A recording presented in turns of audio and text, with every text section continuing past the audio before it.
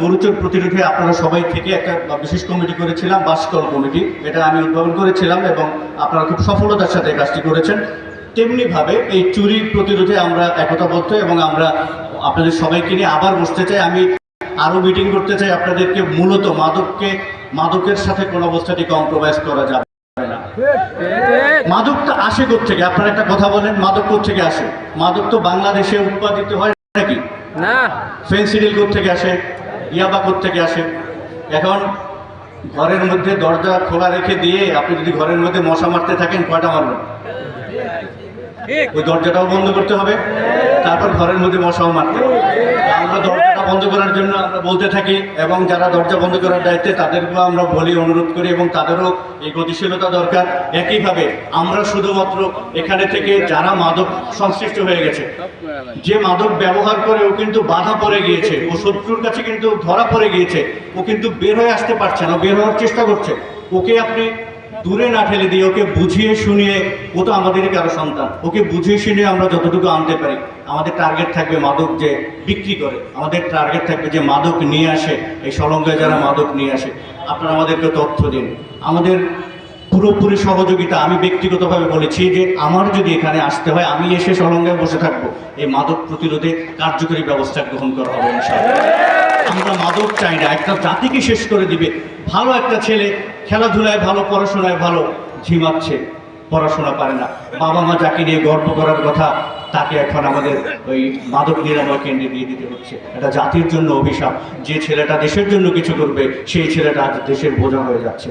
এইটা আমরা হতে দিতে পারি না। আমরা দীর্ঘদিন, আমরা যারা এখানে যারা সিনিয়র নাগরিকবৃন্দ রয়েছেন, আমরা ছোটবেলা থেকে শিক্ষককে যেভাবে সম্মান করতাম, ধীরে ধীরে দেখতে পাচ্ছি এই সম্মানটা কিন্তু আগের মতো আর নাই, কমে যাচ্ছে। শিক্ষককে সম্মান করতাম পিতার চেয়ে বেশি। আমি যদি কোনো রাস্তায় শিক্ষককে দেখতাম, ওই রাস্তায় থাকতাম না, আমরা দৌড়ে চলে যেতাম। সেই দিনগুলো কিন্তু ফিরিয়ে আনতে হবে। আমাদের সামাজিক মূল্যবোধ দেখতে হবে। একটা সময় ছিল, আমাদের সময় দেখেছি, কেউ যদি ওই বিড়ি সিগারেট খেতে যেত, একজন মুরব্বীকে দেখলেও লুকিয়ে রাখতো। আজকালকার প্রকাশ্য হচ্ছে। আজকালকার মানুষের আচরণ, এই আচরণগুলো ফিরিয়ে আনতে হবে। আমাদের জাতীয় ঐতিহ্য রয়েছে, আমরা যারা মুরব্বী আপনারা রয়েছেন, আমরা রয়েছি, আমরা সবাই মিলেমিশে জাতীয়ভাবে আমাদের যে কিছু বৈশিষ্ট্য, কিছু কালচার রয়েছে, সেগুলো আমরা ফিরিয়ে আনতে চাই। আপনারা রাজি আছেন তো? আমরা ফিরে আনতে চাই সলঙ্গা থেকে। যেহেতু ইতিহাসের অংশ সলঙ্গা, আপনারা পারবেন। আমার বিশ্বাস এই এলাকার মানুষের রক্তে সেই বিপ্লব, সেই যোগ্যতা, এই এলাকার মানুষের রক্তে সেই ধরনের পরিপূর্ণতা রয়েছে। আমি আশা করব আপনারা পুরো সমাজকে পরিবর্তনের ক্ষেত্রে এক বিশেষ ভূমিকা পালন করবেন। আমরা যেহেতু সবাই একতাবদ্ধ হয়েছি, আপনাদের পুলিশও আপনার সাথে একতাবদ্ধ হয়েছে। এখন আমাদের যুদ্ধ, এখন আমাদের বিপ্লব সব হচ্ছে মাদক কারবারিদের বিরুদ্ধে, ইফতিজারদের বিরুদ্ধে, সমাজে যারা চুরি ডাকাতি এবং অশান্তি তৈরি করে, সবার বিরুদ্ধে আমরা ঐক্যবদ্ধভাবে ঝাঁপিয়ে পড়বো। আজকে থেকে আপনারা সবাই পুলিশের সদস্য, আমিও আপনাদের সলঙ্গাবাসী। আমার বাড়ি সেই সুদূর সাগর পারে পড়বো না, কিন্তু আমি সিরাজগঞ্জবাসী হিসেবে নিজেকে মনে করি। আমি নিজেকে যোগ্য করে সরকার আমাকে পাঠিয়েছে, আমি এই জন্য কৃতজ্ঞ। আমি গর্বিত যে আমি আপনার সিরাজগঞ্জের একটা অংশ হিসাবে, ইতিহাসের অংশ হিসাবে থাকতে চাই। একটা ভালো কাজ করলে হয়তো বছরের পর বছর আমার কথা আপনারা একা একা থাকলেও বা পরিবারের মধ্যেও বলবেন, সেটা থাকতে চাই। আপনার সিরাজগঞ্জবাসী হয়ে থাকতে চাই। যেহেতু সিরাজগঞ্জবাসী হয়ে থাকতে চাই, আমাকে যদি কোনো প্রয়োজনে লাগে আপনাদের উপজেলা পরিষদ গঠনের ক্ষেত্রে, আমি যদি রাস্তায় আমাকে বলেন যে আপনাকেও মানববন্ধন করতে হবে, আমি ব্যক্তি সাইফুল ইসলাম শান্ত আপনাদের সাথে মানববন্ধন করা যায়। যে যে জায়গায় বলতে হবে, আমি সব কিছু বলার জন্য আমার প্রস্তুতি রয়েছে। কিশোর গ্যাংদের বিরুদ্ধে আমরা কঠিন একটা অবস্থানে যাব। আপনাদের সহযোগিতা চাই। আপনাদের কাছে সহযোগিতা হচ্ছে আপনারা তদবির করেন না। তদবির করলে আমি কিন্তু শুনবো না। আমি যদি না শুনি, আপনার সাথে আমার সম্পর্কটা নষ্ট হয়ে যেতে পারে। আমি শুনবো না। আমি খুব ভালোভাবে বললাম, আমি শুনবো না। আমি শুনবো না। আপনারা তদবির করেন না। প্রকৃত অপরাধী তাকে কেউ ছাড় দেন না।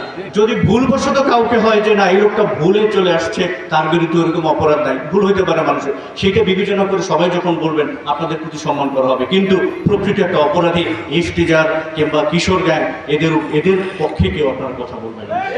আমরা সামাজিক আন্দোলন চাই। চমৎকার একটা সলঙ্গা চাই, যে সলঙ্গা সবাই শান্তি শৃঙ্খলায় বসবাস করবে এবং এই সলঙ্গা বাংলাদেশি জাতির মধ্যে সবাই যেন বলতে পারে যে আমরা সলঙ্গা মডেল হতে চাই। আপনারা সেই সলঙ্গা মডেল তৈরি করেন। আপনারা সব কিছু বিভেদ ভুলে গিয়ে সাম্প্রদায়িক সম্প্রীতি, আপনারা রাজনৈতিক সম্প্রীতি এবং ভাইয়ে ভাইয়ে কাঁধে কাঁধ মিলিয়ে আমরা চুরি ডাকাতি প্রতিরোধ সহ, ইফটিজিং প্রতিরোধ সহ, কিশোর জ্ঞান প্রতিরোধ সহ, মাদককে নির্মূল সহ সকল ধরনের কর্মকাণ্ডে আমরা এক এবং অভিন্নভাবে জেলা পুলিশ আপনাদের পাশে থেকে সেই কাফেলায় শরীক হতে চাই এবং আমরা বাংলাদেশকে মেসেজ দিতে চাই আমরা সলঙ্গাবাসী, আমরা সবার থেকে আলাদা, আপনারা আমাদেরকে অনুসরণ করতে পারেন। সলঙ্গের মানুষ ভালো থাকুক, সুখে থাকুক, শান্তিতে থাকুক। আপনাদের সবার সর্বাঙ্গীন মঙ্গল কামনা করে এই চমৎকার আয়োজনে আপনারা এসেছেন, আপনারা এই আয়োজনকে সুশোভিত করেছেন। আপনাদের কারণে এই আয়োজন সফল। আপনাদের প্রত্যেকের কাছে আমি ব্যক্তিগতভাবে কৃতজ্ঞ। আমি শুধুমাত্র আপনাদের এই অবস্থান নয়, আপনাদের মনের সেই অংশটুকু চাই যেখানে বারবার বলবো আমরা সলঙ্গাবাসী ঐক্যবদ্ধ। আপনারা সবাই, আল্লাহ পাক আমাদের সবাইকে সুখে শান্তিতে বসবাস করার তৌফিক দান করুন। সকল ধর্মের সকল ব্যক্তি, সকল দলের সকল ব্যক্তি সবাই যেন শান্তি শৃঙ্খলা এবং ঐক্যবদ্ধ থাকেন সেই আশাবাদ ব্যক্ত করে সবাইকে আবারও ধন্যবাদ দিয়ে শেষ করছি। আসসালামু আলাইকুম রহমতুল্লাহ। বাংলাদেশ।